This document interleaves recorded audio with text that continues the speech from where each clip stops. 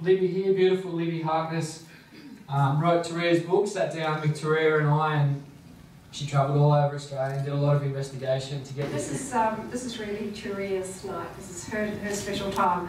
I guess I'm just along for the ride.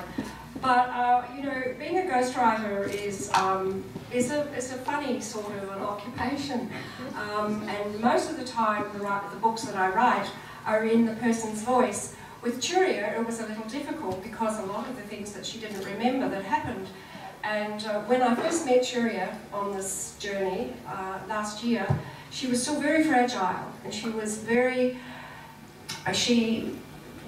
difficult for her even talking. So getting the story out of her in the early days was difficult.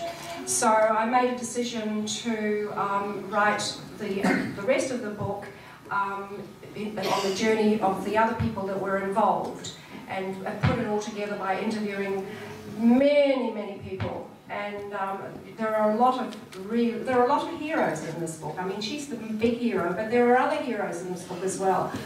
And when you read the book, you will read about these other people that are involved, and you know, have done amazing things, like the pilot Paul Cripps, who did that amazing rescue.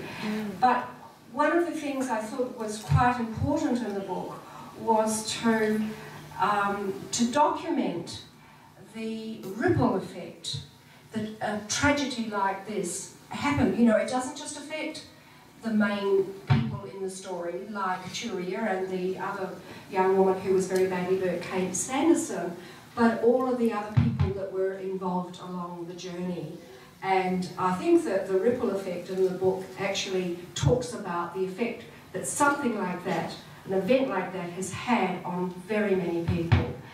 And I had a lot of help in writing this book. I did go up to Western Australia, up to Kununurra, and I got flown over the region, and we landed in the valley beneath the cliff where, you know, they tried to shelter and where they were overcome by the fire.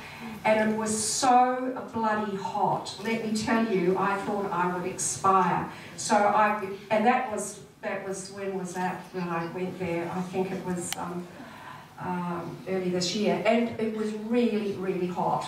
And I could only imagine what it would have been like when Turia and the others who were stuck on that cliff for all of those hours waiting for rescue, what it must have been like for them. You know, it just must have been unimaginable suffering, and terrible.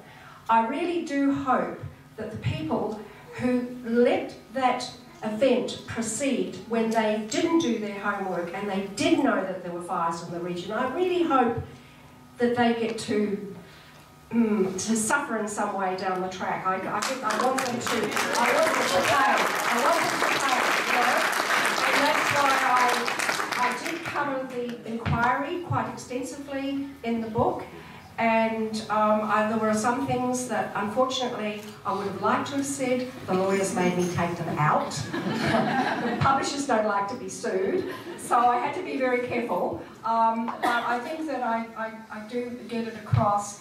And I just need to say that my journey with Turia has been a very special one, and I feel very privileged to have written her story.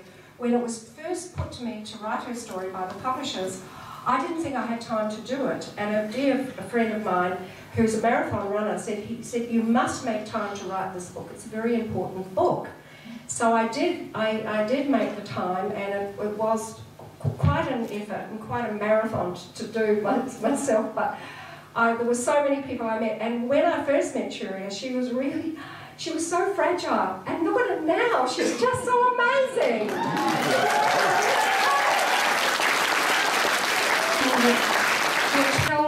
Will show people the power of the human spirit, because it really is an amazing journey, and she's still got a long way to go, but look at her, I can't believe it.